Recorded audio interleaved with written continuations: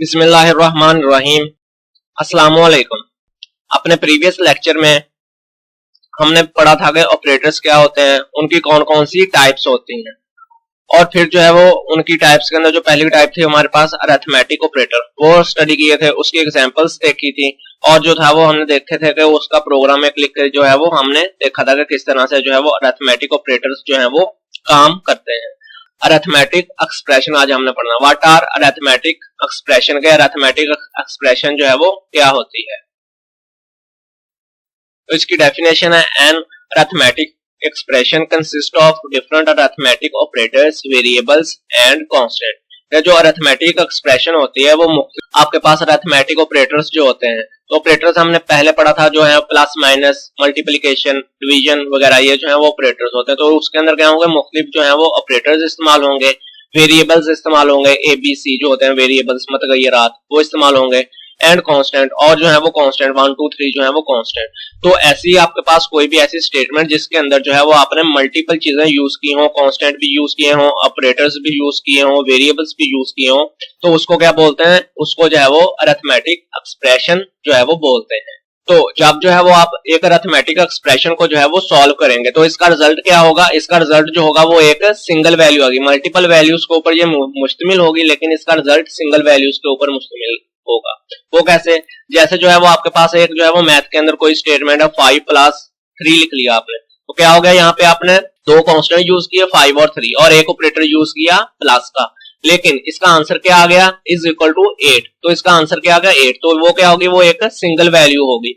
तो इस तरह जब जो है वो आप अरिथमेटिक एक्सप्रेशन को जो है वो सॉल्व करेंगे तो उसका आंसर भी जो है वो एक सिंगल वैल्यू के तौर पर आएगा। और जो है वो अरिथमेटिक एक्सप्रेशन लिखने का तरीकाकार जो मतलब मैथ के अंदर होता है, बेसिक के अंदर वही चीज लिखने का जो तरीकाकार है वो उससे डिफरेंट है। अगर आप जो है जैसे मैथ के अंदर लिखेंगे वैसे ही इसके अंदर लिखेंगे तो उसकी जो है आंसर, उसका जो रिजल्ट आएगा वो आपके पास ठीक नहीं आएगा, रॉन्ग जो है वो रिजल्ट आएगा। तो इस बात का आपने ख्याल रखना है। बेसिक के अंदर जो है अरिथमेटिक एक्सप्रेशन जो होती है वो एक लाइन के अंदर जो है वो लिखी जाती है। तो अरिथमेटिक एक्सप्रेशन को लिखते टाइम जो है वो आपने इस बात का ख्याल रखना है कि वो ऑपरेटर्स जो है वो किस तरह से चलने हैं, पहले कौन सा ऑपरेटर यूज होना है, बाद में कौन सा जो है वो अमल होना है। इसका क्या मतलब हो गया कि पहले जो है मतलब आपकी ब्रैकेट्स सॉल्व होती हैं, फिर मल्टीप्लिकेशन डिवीजन प्लस और माइनस जो है वो, इस बात का आपने लिखते वक्त जो है वो ख्याल रखना है, नहीं तो क्या होगा कि आपका रिजल्ट जो होगा वो रॉन्ग हो जाएगा। तो इसके अंदर एक आपके पास सिंपल मैथ के लिए जो है वो एक एक्सप्रेशन है, उसकी एग्जांपल है, an example of arithmetic expression is as follow.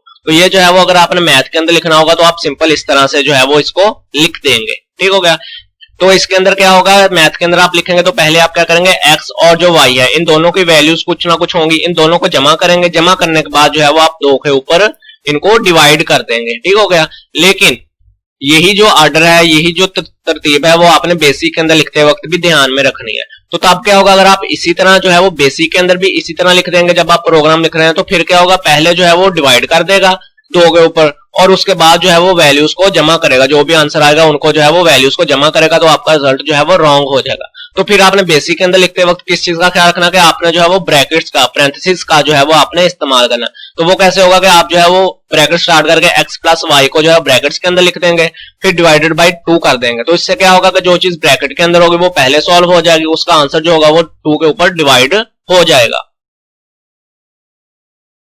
In basic to make the order correct use parenthesis जो है वो आपने इस्तेमाल करनी है। तो उसके लिए जो है वो आपके पास ये जो है अगर जो नीचे लिखी है ब्रैकेट्स के अंदर, दूसरी एग्जांपल जो है वो आपके पास अगर आप इस बेसिक के अंदर इस तरह लिखेंगे तो आपका रिजल्ट जो है वो करेक्ट आएगा, कोई भी जो है वो फर्क नहीं पड़ेगा, रॉन्ग रिजल्ट आपका नहीं आएगा।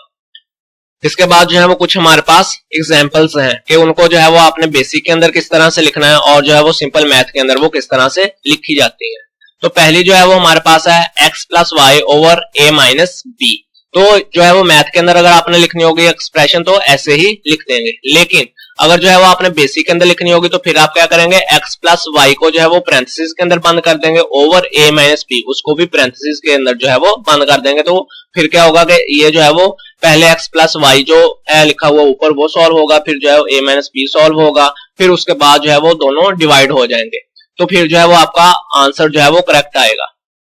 इसी तरह दूसरी एग्जांपल है हमारे पास x - y over 3 plus a + b over 5। तो इसको आप किस तरह लिखेंगे, जिस तरह आपने ऊपर वाली लिखी, x माइनस वाई को जो है वो आपने ब्रैकेट्स के अंदर बंद कर देना है, ओवर 3 है तो फिर क्या करना है, x माइनस वाई को ब्रैकेट्स के अंदर बंद किया ओवर 3 और फिर जो है वो होल ब्रैकेट्स लगा दिया, यानी कि 3 को भी ब्रैकेट्स के अंदर बंद कर दिया। तो ये एक अलग जो है वो आपके पास टर्म हो जाएगी, एक अलग से जो है वो रकम हो जाएगी। फिर आपने प्लस डाला दरमियान में, फिर दोबारा से ब्रैकेट स्टार्ट की, a प्लस b को जो है वो ब्रैकेट्स के अंदर बंद किया और उसके बाद 5 लिखा और फिर जो है वो सारी की सारी इस टर्म को भी अलग से ब्रैकेट्स के अंदर बंद कर दिया। तो फिर जो है वो इसका आंसर जो है वो करेक्ट आएगा। इसी तरह जो है वो हमारे पास तीसरी एग्जांपल है माइनस बी प्लस, ये जो है वो स्क्वायर रूट स्टार्ट हो गया, B square minus 4ac over 2a है। तो इसको आपने किस तरह लिखना है, इसको आपने जो है वो ब्रैकेट स्टार्ट कर ली, ब्रैकेट स्टार्ट करने के बाद लिख लिया माइनस बी प्लस, ये जो है स्क्वायर रूट जो है वो ये आपने सिंपल नहीं यूज करना, आपने क्या लिख देना है SQR, कैपिटल लेटर्स के अंदर SQR लिख देना है जब बेसिक के अंदर आप प्रोग्राम लिख रहे हो, अगर आपको वहां पे यूज करने की जरूरत पड़े तो। उसके बाद आपने ब्रैकेट स्टार्ट की,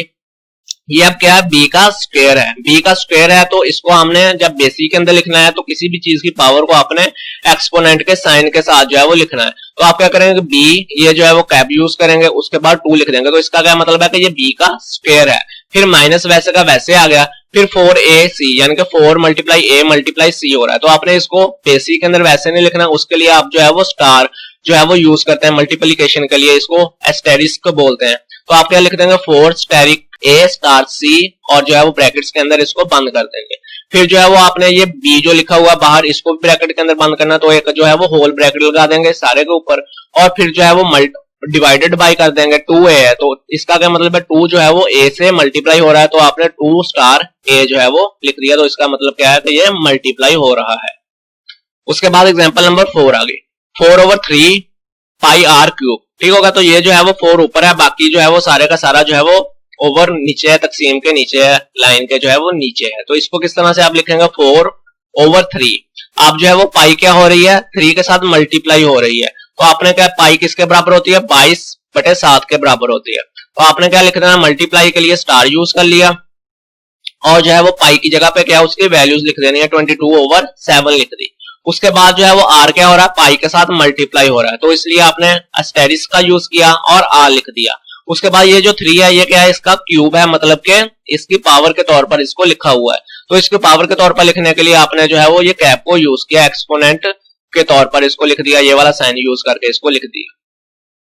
उसके बाद एग्जांपल नंबर 5 है, ये है a square plus 2ab plus b square है। तो इसको आपने जब जो है वो बेसिक के अंदर किस तरह लिखना है, a एक्सपोनेंट 2 प्लस अब जो है 2ab, मतलब कि ये जो है वो आपस में तीनों मल्टीप्लाई हो रहे हैं, तो आपने क्या करना 2 स्टार a स्टार b लिख दिया, प्लस वैसे का वैसे आ गया b स्क्वायर, तो आपने क्या लिख दिया b एक्सपोनेंट a जो है वो b एक्सपोनेंट 2 जो है वो आपने लिख दिया। उसके बाद एग्जांपल नंबर 6 है 2 इंटू a माइनस b का स्क्वायर प्लस 3d क्यूब है। तो इसको आप किस तरह से लिखेंगे 2 स्टार, ठीक है 2 जो है वो मल्टीप्लाई हो रहा है a माइनस b के साथ मल्टीप्लाई हो रहा है, तो 2 और मल्टीप्लाई के लिए आपने स्टार का यूज कर लिया। अब जो है वो a माइनस b को ब्रैकेट्स के अंदर लिखा हुआ है उसने, आपने भी वैसे का वैसे ही ब्रैकेट के अंदर लिख दिया। अब जो है वो ऊपर क्या है उसका स्क्वायर है, तो स्क्वायर को आपने किस तरह लिख दिया एक्सपोनेंट 2 लिख दिया, ठीक है, ये साइन डाल के एक्सपोनेंट 2 लिख दिया और उसके बाद क्या किया ये सारे का सारे को जो है वो